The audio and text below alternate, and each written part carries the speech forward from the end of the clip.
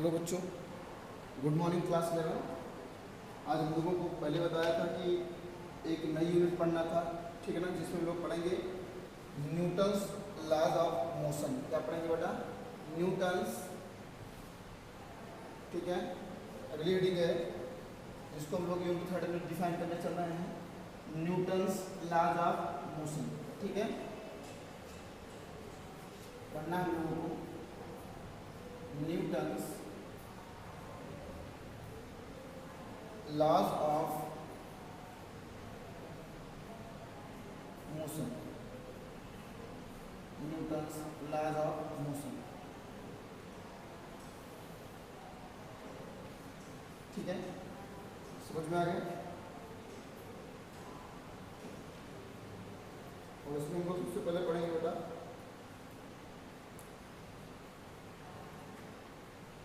Force पढ़ लेते हैं। चलो थोड़ा सा फोर्स भी आगे पढ़ना है, इसी में फोर्स लेते हैं। फोर्स एक्चुअल में क्या है देखो, यहाँ से फोर्स को डिफाइन करना है बेटा। फोर्स क्या है? पुश और पुल इज कॉल्ड फोर्स, ये कहते थे। लेकिन देखो डेफिनेशन क्या लिखेंगे हम, लिखेंगे the force is an external, the force is an external the force is an external effort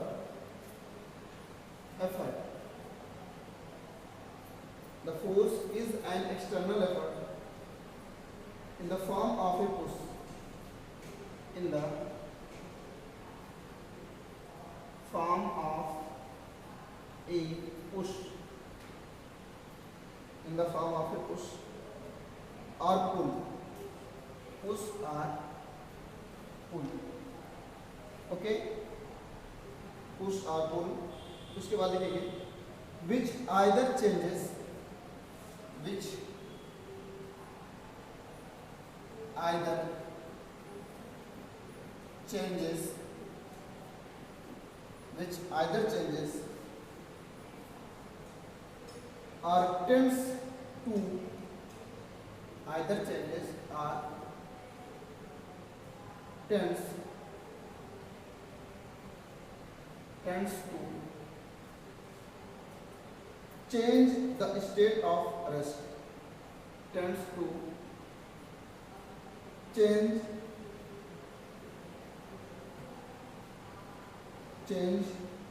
the state of rest, change the state of rest, change the state of rest or the uniform motion, or the uniform motion, the uniform motion or the uniform motion of a body, uniform motion of a body, ठीक है, along a straight line, along a straight line, on a straight line, ठीक है बेटा, on a straight line। क्या कह रहा है? The force is an external effort in the form of a push or pull, which either changes or tends to change the state of rest or the uniform motion of the body along a straight line, ठीक है। ये एक कारण होता है जो क्या करता है, किसी रेस्ट पोजिशन वाली ऑब्जेक्ट को मोशन में ला देता है और मोशन वाली ऑब्जेक्ट को क्या कर सकता है, रेस्ट में ला सकता है, ठीक है ना। This reason, this causes and this effort is known as क्या? फोर्स, ठीक है बेटा। अगले लिखेंगे the forces can be classified, and लिखेंगे the forces can be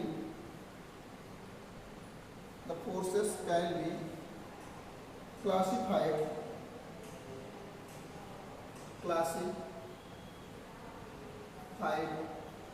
the forces can be classified into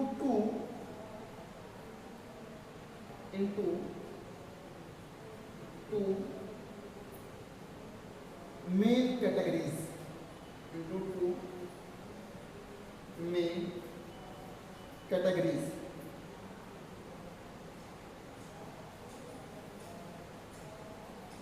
into two main categories. पहला है contact forces, पहला है कॉन्टैक्ट फोर्सेस. कॉन्टैक्ट फोर्सेस, अब कॉन्टैक्ट फोर्सेस क्या है देखिए. The forces which the forces which come into play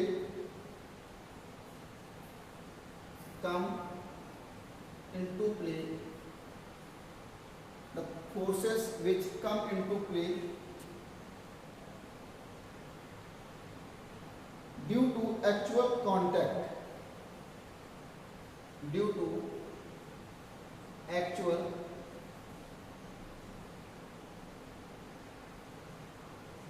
actual contact,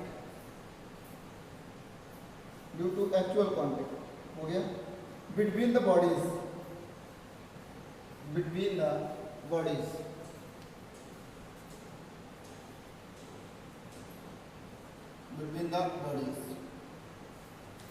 हो गया. between the bodies under consideration,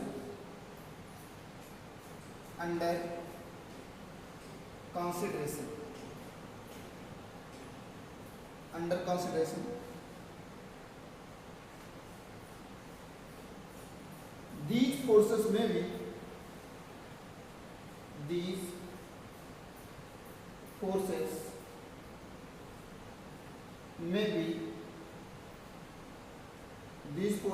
be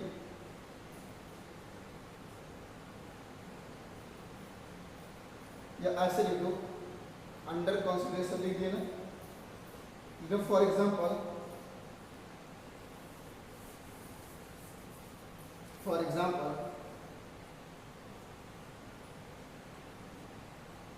पहला पैरा क्या है, फॉर एग्जाम्पल में लिखेंगे फ्रिक्शनल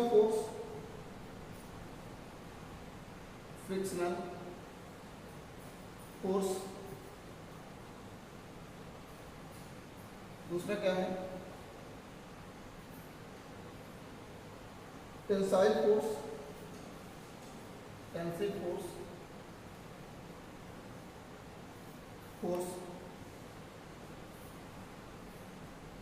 और तीसरा क्या है बेटा, हमारा जो तीसरा है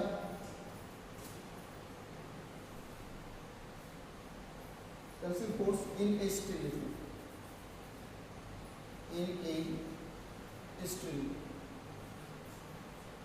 ठीक है. नॉर्मल रिएक्शन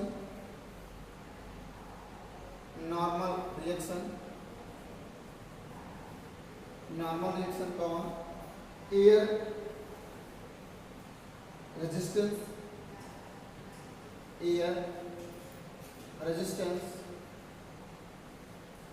ठीक है. एयर रेजिस्टेंस और सर है. अगला बेटा नॉन कॉन्टैक्ट फोर्सेस. अगला क्या है, नॉन कॉन्टैक्ट फोर्सेस. इसको हम लिस्ट कर दे रहे हैं, ठीक है.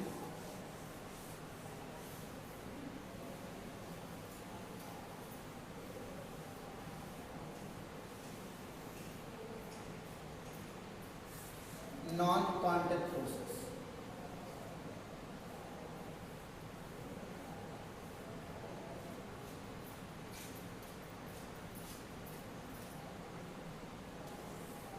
पढ़ेंगे बेटा नॉन कॉन्टैक्ट फोर्सेस. अब पढ़ लेते हैं क्या है, इसमें लिखते हैं the forces which come into play, the forces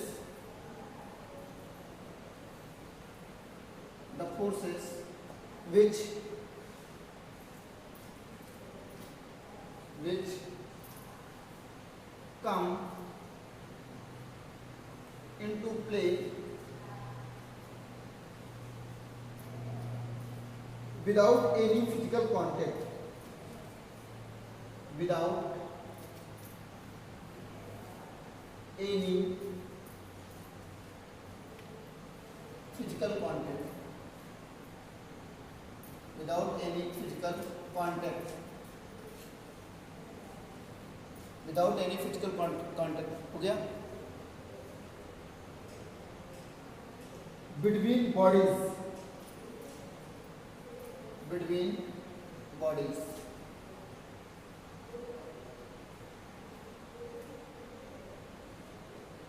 under consideration, under consideration, under consideration, these forces may be, these forces may be, these forces may be due to some intrinsic, may be due to some intrinsic, due to some intrinsic property of the body, property of the body, property of the body हो गया. For example, for example,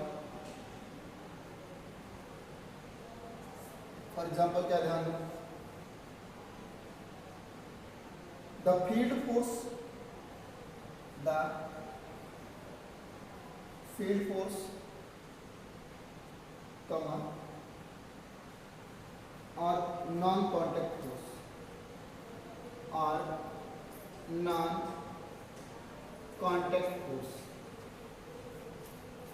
और non contact force. ठीक है, हो गया ना. इसको भी रेज कर देना. ठीक है बेटा. तो कांटेक्ट और नॉन कांटेक्ट फोर्स आपको समझ में आया, आया कि नहीं? नाम से ही क्लियर हो रहा है. कांटेक्ट मतलब जब तक दो बॉडीज कांटेक्ट ना हो तब तक उसके जो, जैसे भाई फ्रिक्शन फोर्स होता है तो फ्रिक्शन फोर्स कभी भी देखा जाए तो अकेले में नहीं होता है. समझ में आया? तो उसके लिए हमेशा दो बॉडी की ज़रूरत पड़ती है. ठीक है ना. फॉर एग्जांपल जैसे कहा गया ना एयर फ्रिक्शन, एयर रेजिस्टेंस, तो एक मेरा हो गया बेटा एयर और दूसरा क्या हो गया भाई. मान लो हम दौड़ लगाते हैं तो हमको रोकता कौन है? हवा रोकती है कि नहीं रोकती है? तो वो हमारे लिए एयर रेजिस्टेंस कवर करती है. किसके जैसे कवर करती है? Air resistance. फ्रिक्शन फोर्स समझा ही दिया. और दूसरा क्या है बेटा हमारा, इसमें जो हम लोग नॉन कॉन्टेक्ट पढ़ा है, तो नॉन कॉन्टेक्ट में हम कह सकते हैं ग्रेविटेशनल फोर्स है. ये कॉन्टेक्ट नहीं होते फिर भी इनके बीच अट्रैक्शन वर्क करता है. ठीक ना. कूलाम्बियन फोर्स है. कूलाम्बियन फोर्स का मतलब ये हो गया कि जो चार्जेस होते हैं उनके बीच में भी अट्रैक्शन या रिपल्सन होता है. ठीक है. इलेक्ट्रिक फील्ड फोर्स हो गया, मतलब जो बिना विदाउट कांटेक्ट लगते हैं उसे हम क्या कहते हैं? बोलो, नॉन कांटेक्ट कहते हैं. समझ आया ना. इसी में एक टॉपिक और पढ़ना है भाई हम लोगों को, और उस टॉपिक का नाम है कॉन्सेप्ट ऑफ इनर्शिया. क्या नाम है बेटा? Concept of inertia. अब इसके बारे में हम पढ़ रहे हैं और इसको आप लोग ध्यान से सुनना, क्योंकि इसमें ज़्यादा लिखने की कोई आवश्यकता नहीं है. इसमें लिखेंगे as has been discussed that the root causes of motion is a force. Now there are other questions which create lots of doubts. For example, the air molecules are continuously moving. What keeps them moving? Do things moving at different speed need different forces? Do different things move at a same speed? All need the same force. Why we need a force to initiate the motion, or why we need a force to stop, to change the direction of moving object? At this stage, we may guess that these sequence of events are related to intrinsic property of the body called inertia. ध्यान रखना, एक नया topic आ गया हमारा inertia. Actual में inertia क्या है? Inertia is the property of the any object. ठीक है, inertia is the property of the any object. हो गया। उसके बाद कह रहे हैं the property of all the object that they do not change their state of rest or uniform motion. मतलब कोई भी ऑब्जेक्ट अगर रेस्ट पोजीशन में है तो रेस्ट में रहेगी, और मोशन कर रही है, यूनिफॉर्म मोशन कर रही है तो वो यूनिफॉर्म मोशन कर रही है करेगी। कब तक? जब तक उस पर हम कोई फोर्स अप्लाई नहीं करते हैं। तो ये जो बन गई एक प्रॉपर्टी ऑफ द ऑब्जेक्ट बन गई कि अगर कोई ऑब्जेक्ट यूनिफॉर्म मोशन में मोशन कर रही है, ठीक है, और अगर कोई ऑब्जेक्ट जो है ऐसे ही चल रही है या कोई रखी हुई है तो वो कब तक इधर उधर नहीं करेगी, उसमें उसकी पोजीशन में कब तक चेंजेस नहीं होगा, जब तक, और वो खुद से तो अपने आप को चेंज नहीं कर सकती है। This property is known as inertia. ठीक है बेटा। along a straight line path unless acted upon by an external force is called inertia. Inertia of body of three types: inertia of rest, inertia of motion and inertia of direction. जो inertia होती है एक तरीके से देखा जाए तो three types की होती है बेटा। एक क्या होती है? पहली है हमारा inertia of rest। पहले क्या है? inertia of rest। दूसरा क्या है बेटा? बोलो। दूसरा है हमारा इनर्शिया ऑफ मोशन। दूसरा क्या है? Inertia of motion. और जो तीसरा है बेटा मेरा वो क्या है? Inertia of direction. हो गया। अब फॉर एग्जांपल लिखेंगे द फॉलोइंग एग्जांपल। ठीक है ना। पहला है व्हेन ए बस और train start suddenly a passenger standing inside it lens backward. जब बस या ट्रेन अचानक शुरू होती है, चलती है, तो जो पैसेंजर होते हैं standing inside it lens backward, वो पीछे की ओर क्यों झुक जाते हैं? पीछे की ओर क्यों झुक जाते हैं? जब बस और ट्रेन जो है चलती है अचानक में, तो वो जो यात्री होते हैं, जो पैसेंजर होते हैं, वो पीछे की ओर क्यों झुक जाते हैं? उसका रीजन है, ध्यान दो क्या रीजन है। This is because the feet of the passenger which are in contact of the floor of the bus। जो पैसेंजर का पैर होता है वो बस का जो फ्लोर होता है उसके कांटेक्ट में रहता है। ठीक ना। Start moving but because of inertia the upper part of the body tends to remain at rest. देखो बस जब स्टार्ट हो जाती है तो नीचे वाला पार्ट मोशन करता है, लेकिन जो बॉडी का अपर पार्ट होता है वो रेस्ट में रहना चाहता है। ठीक ना, रेस्ट में रहना चाहता है। उसके बाद कह रहा है hence the passenger leans backward similarly a horse rider leans backward when the horse suddenly start galloping. ठीक है। उसके बाद कह रहा है when hanging carpet is beaten with a stick dust particle are cleared.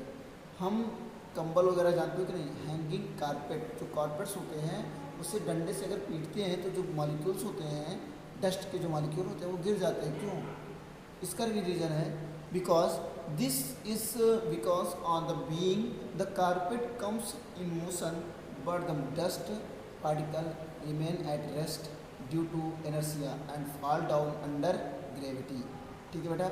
फिर है when a card carrying coin and placed on a bottle is flipped away quickly with a finger the coin fall in the bottle। ठीक है ना। कह रहा है कि कोई बॉटल ले लो और बॉटल के ऊपर उसके जो ढक्कन जहाँ लगता है वहाँ पे एक कार्डबोर्ड काट के रख दो, और कार्डबोर्ड रखने के बाद उसके ऊपर एक सिक्का रख दो। सिक्का रखने के बाद कार्डबोर्ड पे आप एक तेजी के साथ झटका मारोगे तो कार्डबोर्ड तो आगे निकल जाएगा, लेकिन जो सिक्का होगा ना उसी बॉटल में गिर जाएगा। Because this is the reason of inertia. ठीक है ना। ये एक इनर्शिया का रीज़न होता है। ठीक है ना। उसमें भी जो सिक्का होता है बेटा वो हमारा रेस्ट में रहना चाहता है, समझ में, और वो रेस्ट में ही रह जाता है। मोशन इतनी तेज के साथ निकल जाता है कि उसको समझ में नहीं आता। ठीक है, हो गया। इसमें लिखेंगे this is because initially the card and the coin are both at rest. On flipping the card is suddenly set into motion while the coin due to inertia remains at rest. Hence the card moves forward but the coin drops into the bottle. ठीक है बेटा. उसके बाद ऐसे में when a shake a branch of mango tree the mangoes fall down. जो पके हुए आम होते हैं, ठीक है, जो मैंगो होते हैं, जब हमें मैंगो तोड़ना होता है तो जाकर के हम उसकी डाल को हिलाते हैं. डाल को हिलाते हैं क्यों? क्योंकि तो आम तो रेस्ट में होते हैं, उन्हें किस में लाना चाहते हैं? मोशन में. तो कह रहा on shaking the branch comes into motion but due to inertia the mangoes tends to remain at rest hence get detached and fall under gravity. A bullet fired against a window glass, ठीक है ना, make a clear hole in the glass without cracking it. कह रहा है जब bullet से fire की जाती है किसी कांच के ग्लास में तो वो विदाउट क्रैक ही सीधा निकल जाती है, लेकिन उसे पत्ते एक कांच के टुकड़े पत्थर उठा के फेंक दो तो पूरा कांच चटक जाता है. कह रहा this is because the glass surface surrounding the place where the bullet strikes cannot share the fast motion of the bullet and remains at rest due to inertia. ठीक ना. उसके बाद inertia of motion. इस तरीके से भैया कई सारी चीज़ें पढ़ना है. कन्फर्म हो गया कि नहीं हो गया? ठीक है, तो इसको कर लो. और इसके बाद हम लोग शुरू करते हैं. मास भी है, ठीक है. हेडिंग लिखेंगे Newton's first law of motion. Newton's first law of motion. देखो ध्यान से.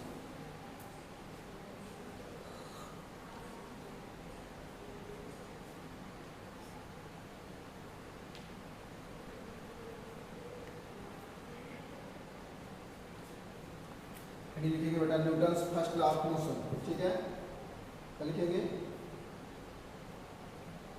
Newton's first law of motion. ठीक है भाई.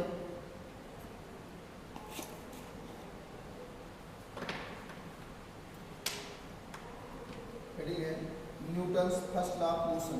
ग्रेट इनर्शिया पढ़ लेना कायदे से अच्छे से. Newton's first law of motion. आपका टेस्ट भी होगा, ध्यान रखना. जल्दी मंडे को टेस्ट है, ध्यान रखना. Newton's first law of motion.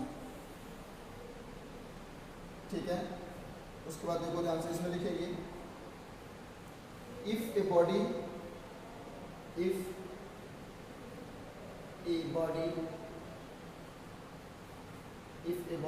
at rest then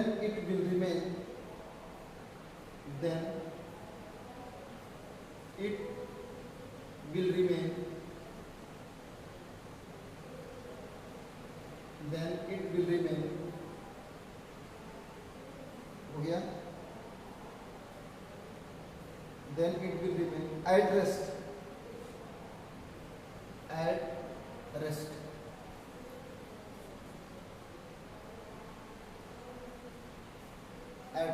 Okay.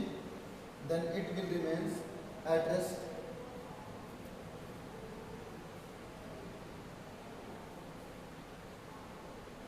Or if it is moving along,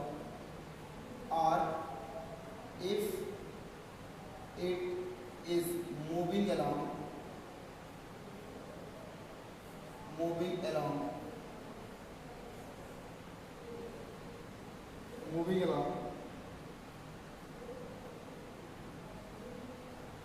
a straight line, moving along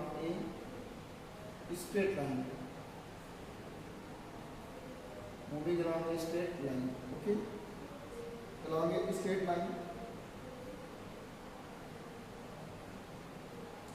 with uniform speed, ठीक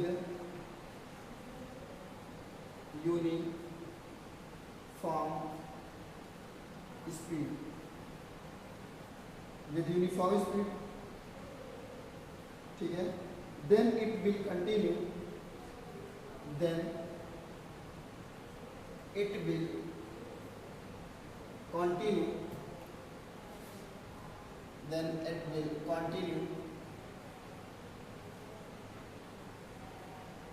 then it will continue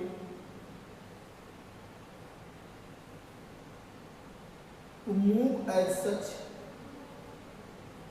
to move as such, to move as such, ठीक है, unless an external force, such, unless an external force, external force, okay, an external force is applied on it, is applied on it, applied on it, okay, is applied on it to change its present state, to change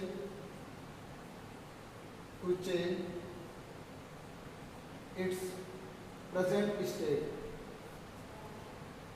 its present states,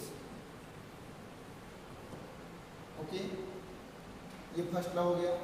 if a body at rest then it will remains at rest, अगर कोई object rest position में है तो वो rest में ही रहना चाहेगी, और अगर if it's moving along a straight line, अगर वो कहीं स्ट्रेट लाइन में मोशन कर रही है तो कह with uniform speed then will continue to move as such unless and external force, उसके बाद कह रहा वो ऐसे ही मूव करना चाहेगी कब तक, जब तक external force applied to change present state, जब तक कोई एक्सटर्नल फोर्स उस पर अप्लाई नहीं किया जाएगा।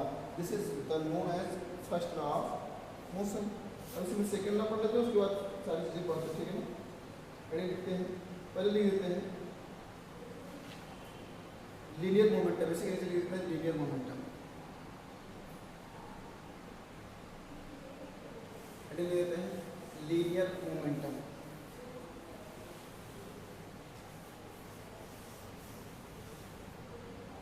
लीनियर मोमेंटम,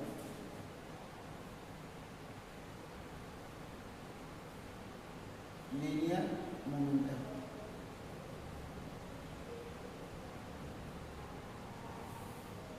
लीनियर मोमेंटम में लिखेंगे the product of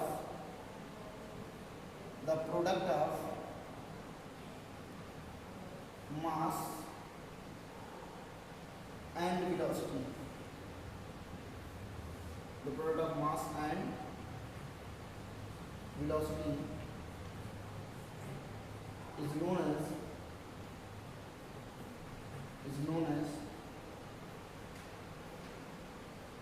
linear momentum, is known as linear momentum,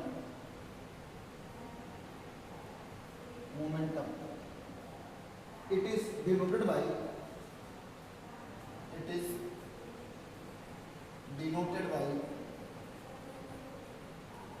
capital P, लिख सकते हैं बेटा capital P equal to m into v, और इसे वेक्टर फॉर्म में P vector equal to m v vector, ऐसे नोट कर लो, ठीक है ना। यहाँ से हो जाएगा यूनिट एंड डायमेंशन निकाल लेते हैं इसका, unit and dimension, unit and dimension क्या होगा भाई, P इक्वल टू हम लोगों ने पढ़ा बेटा mv, और m की यूनिट होती है kg और v की यूनिट होती है मीटर पर सेकेंड। यूनिट जो आएगी वो आ जाए क्या, किलोग्राम मीटर पर सेकेंड, ये हो जाएगी P की, नोट कर लो। और यू डायमेंशन क्या होगा बेटा इसका, dimension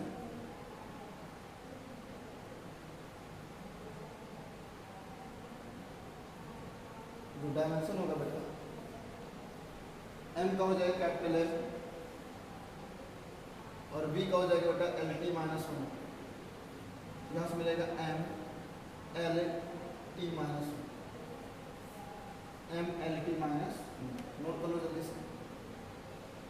NLT minus 1।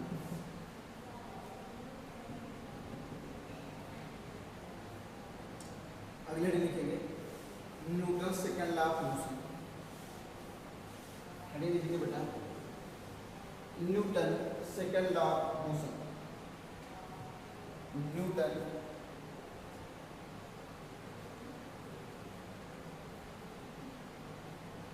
Second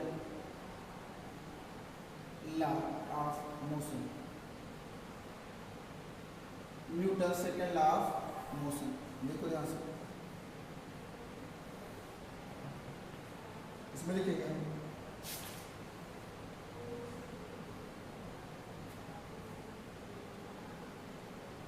the rate of change of momentum, यहां से लिख सकते हैं the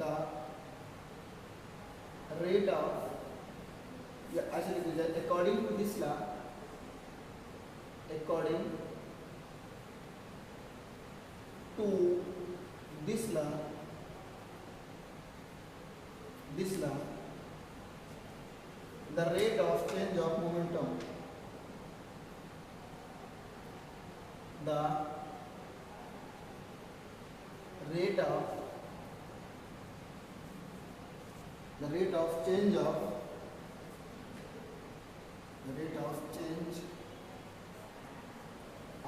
momentum, the rate of change of momentum is directly proportional to the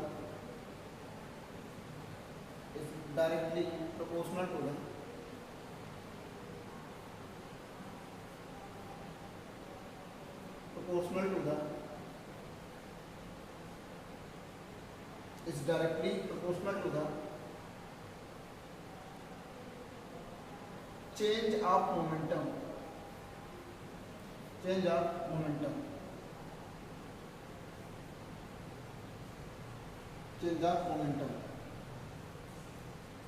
we can say that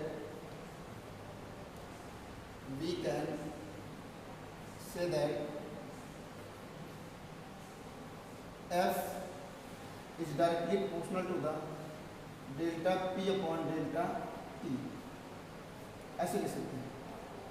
ठीक है, खत्म हो गया कि नहीं हो गया? या ऐसे लिखो F vector equal to delta P vector upon delta T हो जाएगा। यहाँ से ऐसे भी लिख सकते हैं बेटा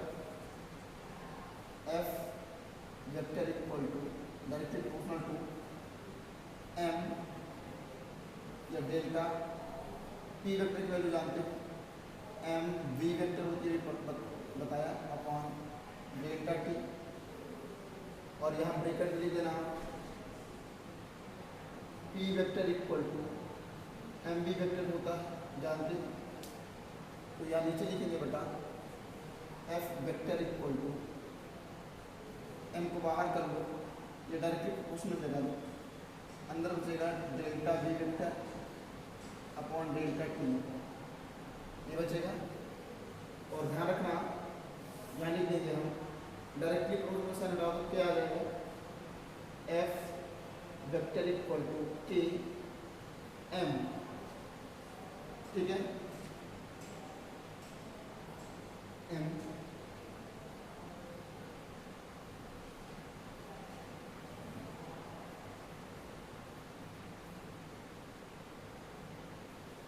अब जानते हो ये क्या delta V upon delta T change in velocity, delta V ये A वेक्टर इक्वल टू हो जाएगा delta V vector upon delta T हो जाएगा कि नहीं, यहाँ रखो into A vector F vector equal to K M A vector, the experimental value of the experimental value of the K is equal to 1 होती है, 1 रखेंगे तो मिलेगा हमको F vector equal to M A vector. This expansion is also known as second law of motion. समझ में आ गया बेटा, इसी को बोलते हैं सेकेंड लॉ ऑफ मोशन। और यही सब सारी चीज़ें फार्मूले वगैरह निकाल लेते हैं। यूनिट ऑफ द यानी कि unit and dimension of the force. अगली हेडिंग लिखेंगे हम लोग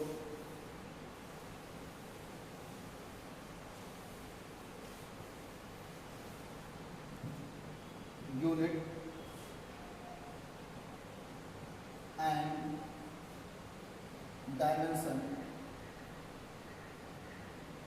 formula, unit and dimension formula of the force. ठीक है बेटा, हम लोग यहाँ से लिखेंगे F इक्वल टू, लिखा है m इंटू ए, तो मास का क्या होता है बेटा kg, एक्सीलरेशन का होगा मीटर पर सेकंड स्क्वायर, यहाँ से हो जाएगा बेटा क्या kg मीटर पर सेकंड स्क्वायर, ये फोर्स का लिख लेंगे। और एक चीज़ ध्यान रखना, लिख सकते हैं 1 kg मीटर पर सेकंड स्क्वायर इक्वल टू होता है 1 मीटर, 1 मीटर, इसकी यूनिट क्या होती है न्यूटन होती है। और इन सीजीएस सिस्टम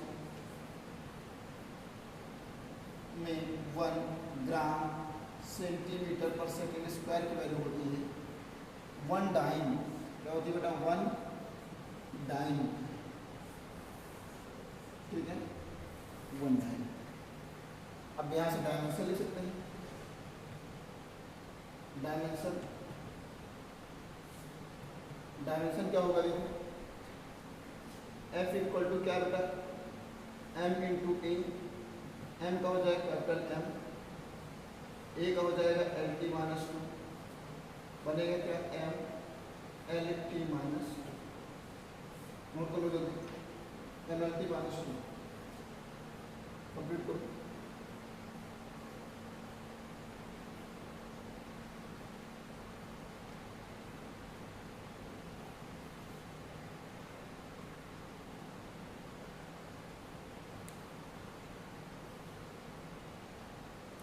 हो गया ना, ये हमारा हो गया भैया क्या फोर्स नोट कर लो जल्दी से,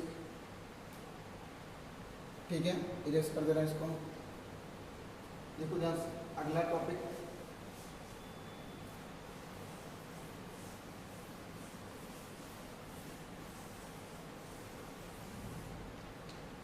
अगला बेटा इम्पल्स, क्या है impulse of a force, impulse of a force, impulse of a force हो जाएगा। इसमें लिखेंगे क्या, there are many oceans, there are many oceans,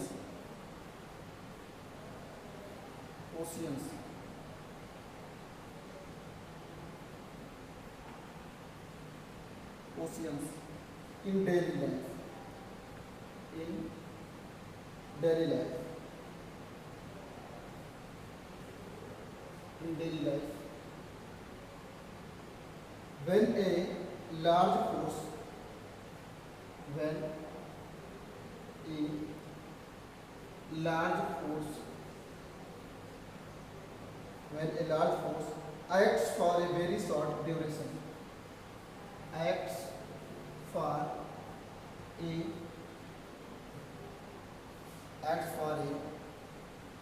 very short duration, acts for a very short duration, हो गया ना, producing a finite changes, producing a finite change in momentum, change in momentum, हो गया of a body,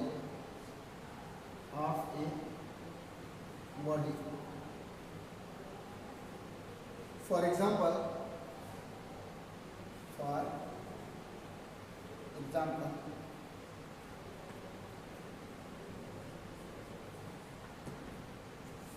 एग्जाम्पल के तौर पर देखते हैं क्या मिलेगा हमको, देखते हैं लिखेंगे। For example, when a ball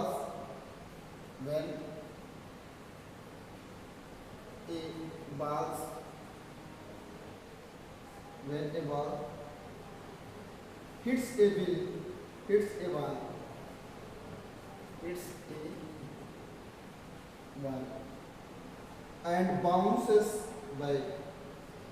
and bounces back hitting a cricket ball hitting a cricket ball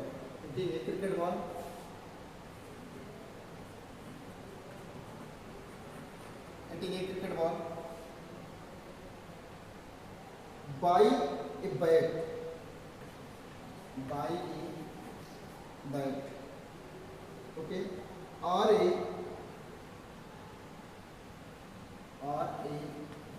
ping pong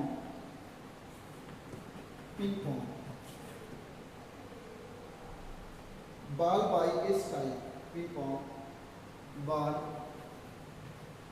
by a strike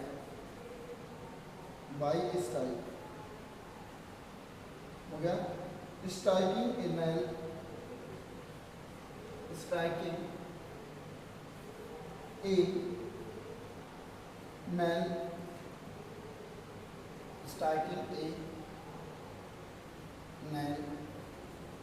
by humor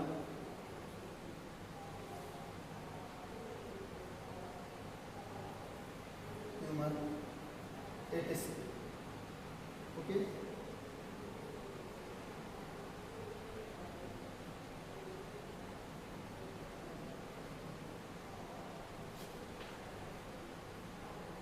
अगली हेडिंग बेटा न्यूटन्स थर्ड लॉ। हेडिंग लिखेंगे Newton's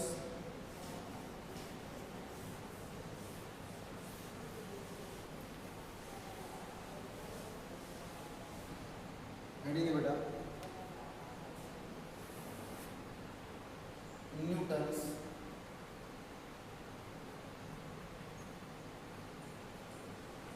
third law of motion. Newton's third law of motion, ठीक है बेटा। देखो ध्यान से, Newton's third law of motion क्या है लिखेंगे। The first law of motion,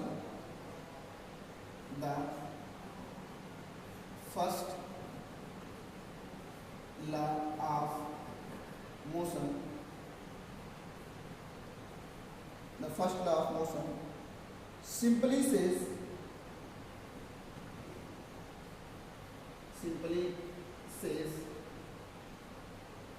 that the state of motion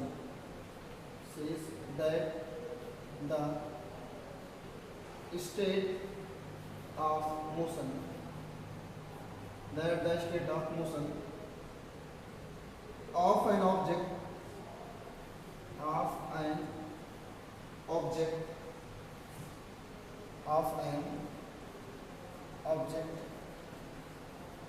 can be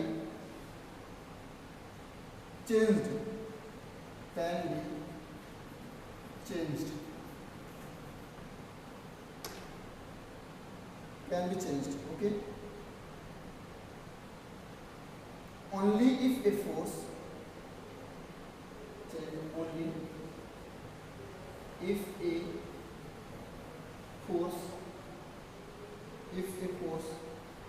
acts on it,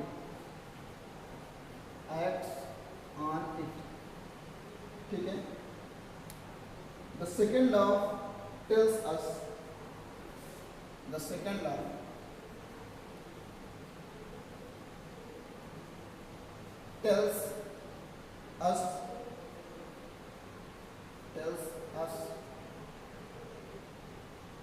how much change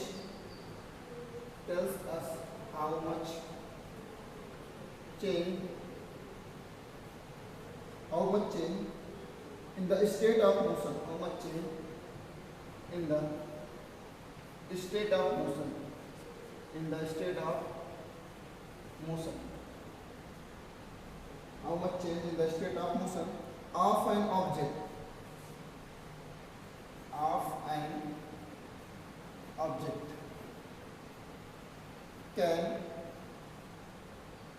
can be brought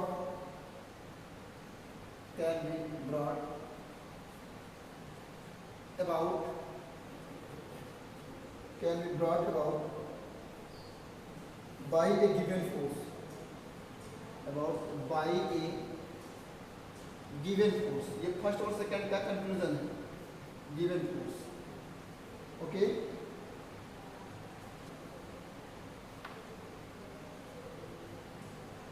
the third law tells us how force are exerted. The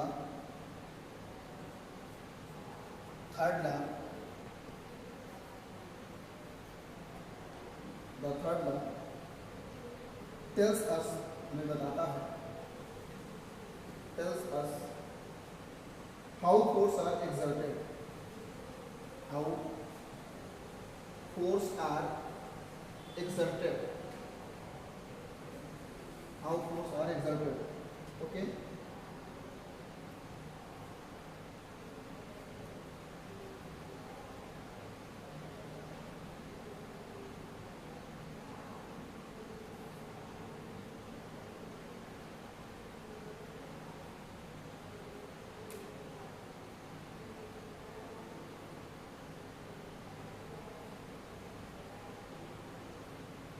देखिए, according to third law of motion, ध्यान दीजिए, according to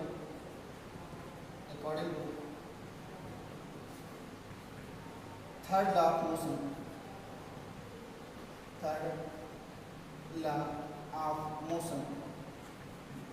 according to third law of motion, ठीक है madam, according to third law of motion, to every action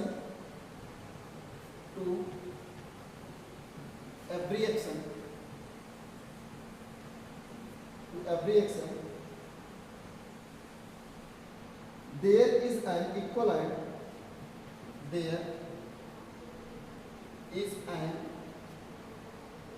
and opposite reaction. There is an equal and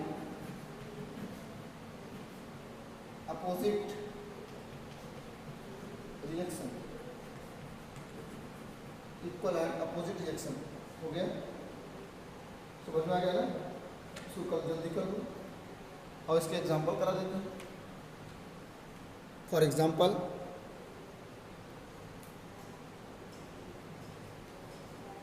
इसे erase कर देना, ठीक है बेटा.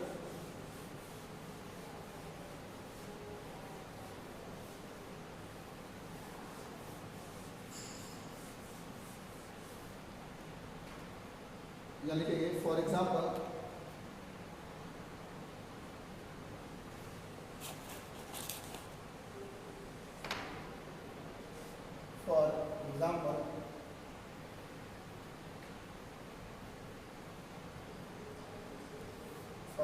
देखो ध्यान से. सबसे पहले वॉकिंग ऑन ग्राउंड, वॉकिंग, अभी एक को समझा दूंगी. वॉकिंग ऑन ग्राउंड, दूसरा क्या बेटा? वॉकिंग ऑन ए सैंड और आइस, वॉकिंग ऑन सैंड और ice. Okay, ice. Pulling a cart bye horse, तीसरा है pulling a cart bye horse. Fourth है बेटा swimming,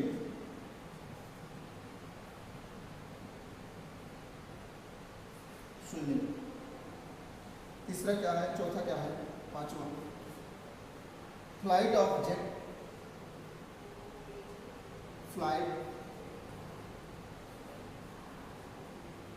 flight of jet, planes and rockets. Planes and rockets. Rockets.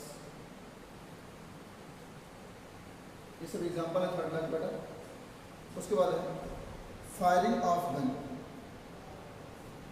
6 है firing of gun. Firing of gun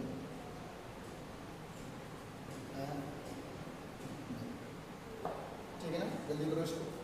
ये सारे example है, इसको हम एक एक चीज करके एक्सप्लेन करते हैं, ठीक है बेटा। सबसे पहले मेरा स्विमिंग है। स्विमिंग है नहीं, क्या है भाई बोलो।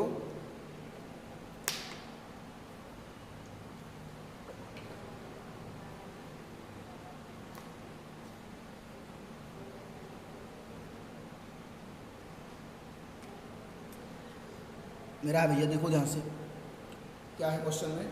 सबसे पहले एग्जांपल है मेरा वॉकिंग ऑन ग्राउंड। क्या है वॉकिंग ऑन ग्राउंड? तो कह सकते हैं हम यहाँ पे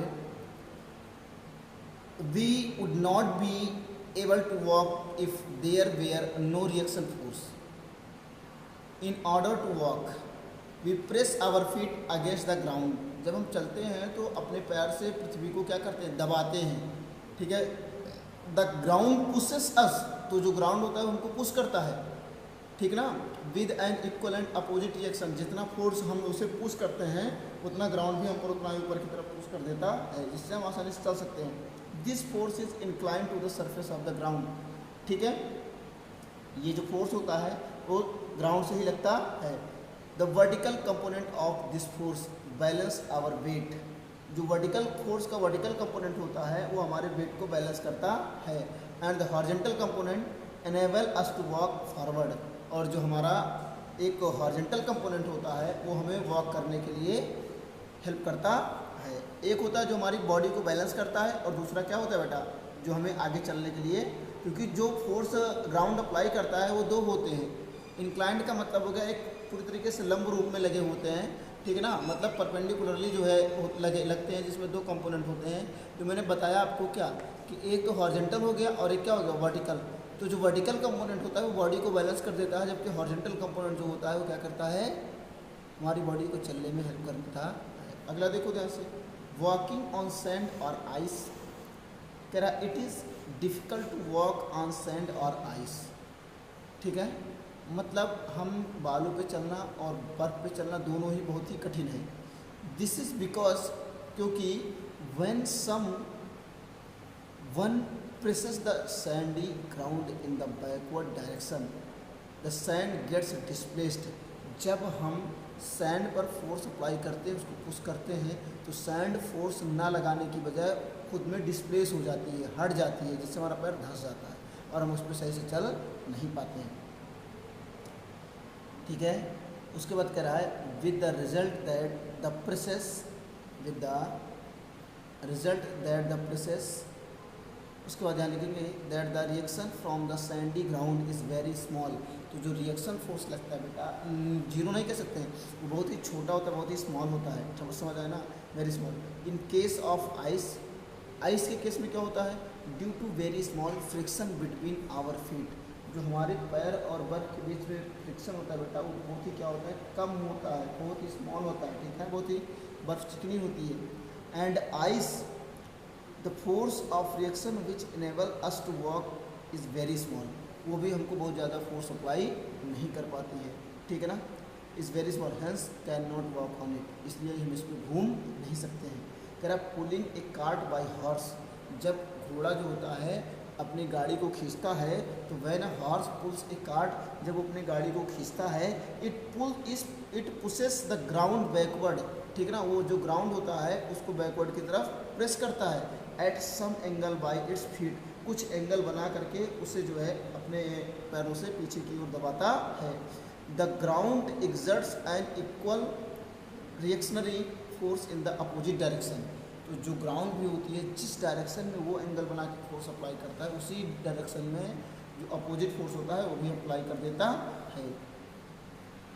इन the feet of the horse the horizontal component of this reactionary force makes of the horse move forward along with the cart. ठीक है ना। Obviously a horse can not pull a cart and run in empty space because there is nothing to push and consequently there is no reaction. ठीक है। उसके बाद करा swimming.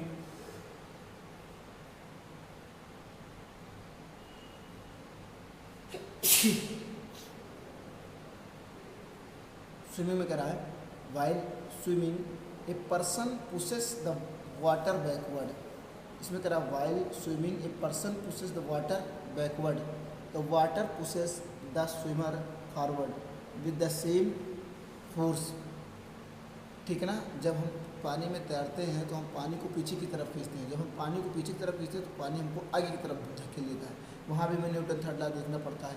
Next सबसे important है flight of jet planes and rockets. ठीक है बेटा।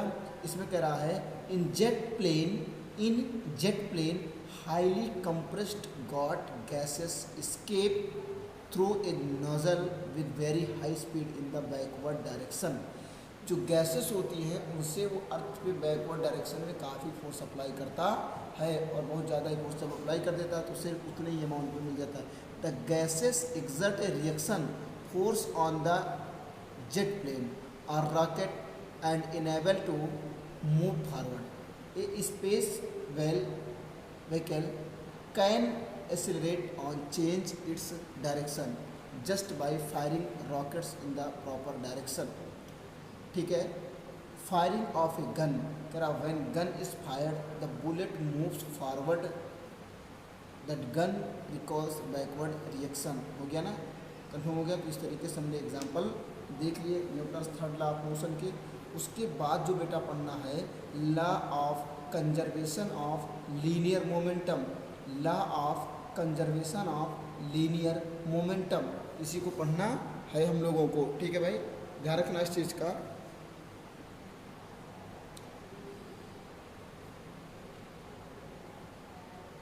और एक चीज़ आपको बता दे रहे हैं बेटा, जितने लोगों ने वीडियो देखा है उसके लिए आप लोगों का एक बहुत ही अच्छा टेस्ट रखने वाले हैं हम।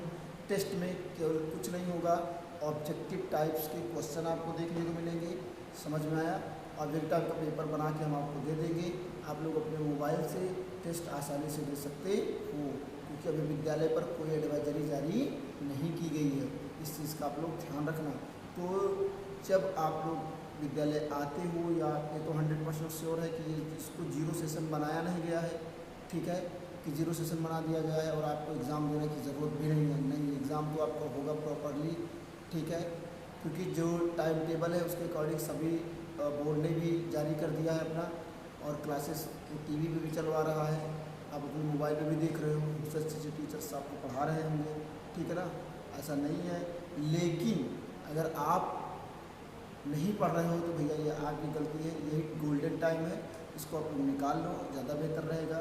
समझ आया कि नहीं आया?